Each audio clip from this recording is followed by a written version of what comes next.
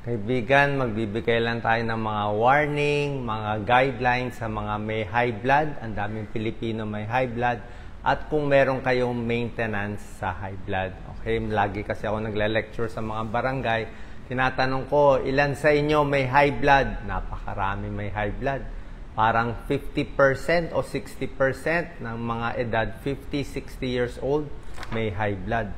Marami sila may maintenance din, pero karamihan sa kanila hindi alam ano ang mga bawal gawin, ano mga dapat gawin, bawal kainin kung meron silang high blood pressure. Kaya ituturo ko sa inyo itong 12 tips. Pero bago yon, kung meron kayong maintenance, lagi ko naman natuturo sa ibang videos ko, okay yung generic na amlodipine para kung mataas ang blood pressure nyo, binabantayan lang, minsan nagmamanas yung iba, maganda rin yung losartan kung may diabetes kayo, o kung hindi ganun kataas ang blood pressure. Itong mga maintenance na gamot, maganda yan para maibaba yung blood pressure nyo. Sa mga pag-aaral, dagdag 9 na taon. Dagdag 9 years sa life expectancy mo. So kung yung buhay nyo dapat up to 70 years old, pag naka-maintain kayo sa high blood, aabot ng 79. Ganun. Dagdag kasi siya, nako-control yung blood pressure. Kaya ang gusto ko, yung mga nakikinig sa akin, mga followers ko, mas maganda wala pa sa 140/90 ang blood pressure nyo. Yun talaga pakiusap ko sa inyo, huwag nyo papalampasin sa 140/90. Kasi baka meron nakikinig sa atin, 160 blood pressure o 180 ang blood pressure o iba 200, binabaliwala. Sa lahat ng bagay, ito hindi dapat baliwalain ang high blood. Yung diabetes, pag hinayaan mo, matagal pa yun pero delikado diabetes pag hinayaan mo. May komplikasyon din. Ang cholesterol, hayaan mo mataas, matagal pa yun bago magbara sa ugat. Pero ang high blood, pag hinayaan mo, within 1 day, 2 days, pwede tayo ma-stroke. So gusto ko, less than 140/90. Pero yung 140/90, hindi yan yung pinakamagandang number. Parang minimum lang yan.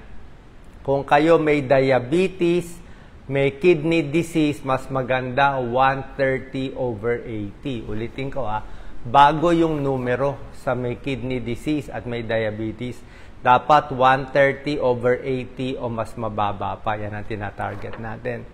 Sa mga senior naman, may edad, pag may edad naman, minsan naman, medyo kakaiba sa senior, minsan pinapalampas ko konti. Minsan kahit 140, 150 pa minsan pinapalampas ko basta wala silang sintomas. So, iba-iba. Iba-iba ang blood pressure para sa inyo. Pero alam nyo naman yan May tao sanay sa 100/70. O yung mga babae, iba sanay sa mga 90/60. Okay lang yon, sanay kayo sa mababang blood pressure.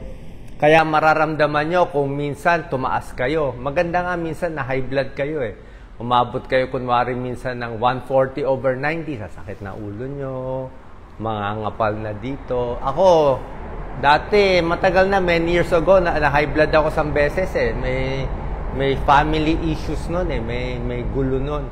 So, naramdaman ko, bakit parang mabigat?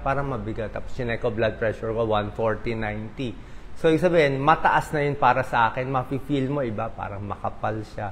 So, kung ano yung sintomas mo nung high blood ka, tandaan mo na. Yun na ang warning sign na para sa'yo. Hindi pare-pareho ang tao. Ano tong 12 tips kailangan natin alam? Number 1, yung alat ng kinakain nyo, babawasan. Kanina kumakain ako ng sinigang na baboy Okay naman sinigang na baboy. Kaya lang, kinain ko yung gulay. Hindi ko na nilagyan ng patis. Diba, masarap ang patis sa sinigang. Pero hindi ko nilagyan kasi bawal ang salty foods. Kung may manas, may high blood, takot kayo sa high blood, wag na maalat.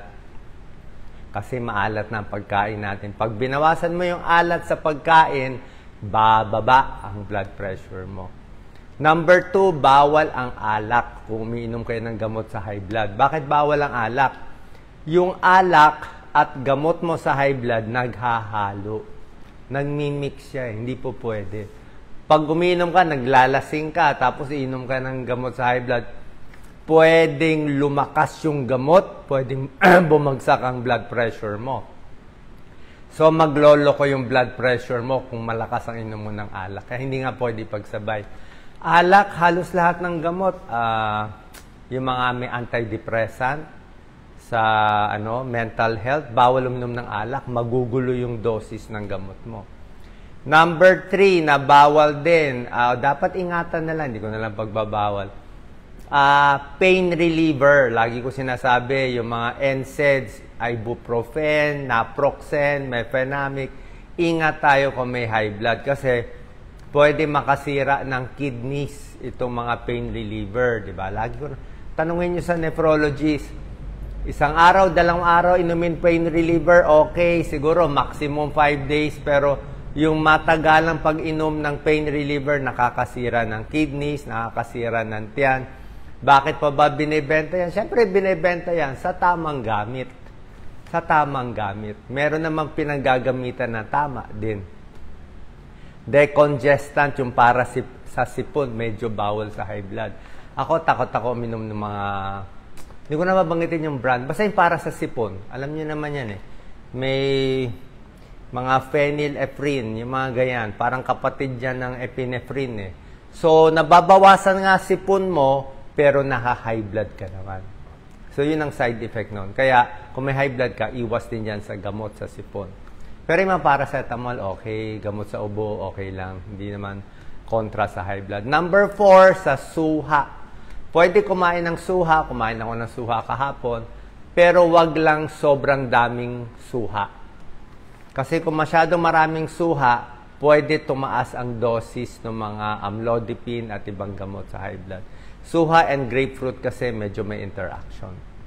Number 5, ito bawal sa may uminom ng gamot sa high blood, buntis. Bawal mabuntis. Yung mga naka-losartan, lahat na may sartan, irbesartan, valsartan, bawal sa buntis. Pwede maging abnormal yung baby. Kaya kung bata pa kayo, 25 years old, may high blood, nabigyan kayo ng losartan, pwede, pero huwag kayong mabubuntis. Mas yung amlodipine, pag sa buntis, bawal din, pero hindi ganun kasama. Hindi ganun kasama. Siguro pag nalaman mo na buntis ka, naka-amlodipine ka, ditigil na lang, ililipat sa ibang gamot. Merong gamot na pangbuntis lang. Okay? Number 6, syempre, bawal na manigarilyo. Kasi pag naninigarilyo, edi tataas din yung blood pressure mo, kontra din sa gamot mo. Number 7, konting ingat sa pag-inom ng kape. 'Di ba? Kasi pag maraming kape, lalo na kung matapang yung kape mo, 'di ba? Nakaka-palpitate siya eh. 'Di ba? Kayo na po, hindi ko naman kayo totally pagbabawalan. Pero kung malakas kayo magkape, 6 cups of coffee, tapos nakagamot kayo sa high blood, baka tumaas ang blood pressure. No? Number 8, sobrang stress. Sobrang stress, sobrang trabaho, sobrang isip. Ayan, nakaka-high blood talaga. Very obvious yan. Karamihan ng naka-high blood, konektado sa trabaho nila. Kung may deadline sa work, may office, ang high blood na high blood. Kung nakabakasyon sila ng 2 araw, tingnan mo, biglang bagsak yung blood pressure. Pag nasa office siya, ang blood pressure niya, 160, 100. Tapos, tinigil niya trabaho niya, nasa bahay na lang siya, blood pressure niya, 120/80 na lang. Kahit walang gamot, hindi na tumataas yung blood pressure. Paano yung mental stress nakaka-high blood? Number 9, out of 12 na bawal gawin, syempre bawal itigil. Dapat tuloy-tuloy lang yung gamot. Kasi usually, ang effect nitong gamot, kung bago lang kayo umiinom, hindi naman pag inom nyo ngayong umaga, bababa na agad sa hapon eh. Uminom ka sa umaga, bababa konti sa hapon, pero hindi yun ang total effect. Usually, itong gamot sa high blood, mga 1 week o 2 weeks. So, kung ang blood pressure na 180/100, tapos uminom kayo ng amlodipine, after 1 day, bumaba ng 160/90, okay lang yon. Hindi pa yun ang total effect eh. 180, naging 160. Ituloy mo lang yung gamot ng 1 week, 2 weeks. Pag tuloy-tuloy, after 2 weeks, doon bababa ng baka 130/80 blood pressure mo. Kasi nga, may added effect siya. So, pag tinigil mo agad, baka tumaas ulit. Paalam nyo muna sa doktor nyo. Pwede mo lang itigil kung na low blood ka at nahilo ka. Bihira lang mangyari yun. Na low blood, yung nag-90 lang ang blood pressure mo o nag-80 yung blood pressure, 80/50 sa gamot, medyo pwede mangyari, baka na-dehydrate ka, nagtatae, possible yun, na-dehydrate, bumagsak blood pressure. Pero otherwise, mas bihira yung nasobrahan sa gamot. Mas marami sa kababayan natin kulang sa gamot. Number 10, high cholesterol diet. Bawal din syempre. Iwas na sa mga matataba, mamantika, kung may high blood ka na. Number 11, ito rin, dagdag tips ko, yung init ng panahon. Yung mainit, very humid, nakaka-high blood din. Yung pagod na pagod, sa trabaho, walang tulog, nakaka-high blood. Ulitin ko, walang tulog, nakaka-high blood yan. Nag-away kayo ng misis mo, nag-away kayo ng mister mo, maka-high blood ka niyan. Napapagod, mainit, may iniisip, may galit na hindi maisabi, maka-high blood ka rin dyan. Kaya yung mga binibigyan ko, pamparelax eh. So, kailangan ma-resolve din yan sa isipan natin.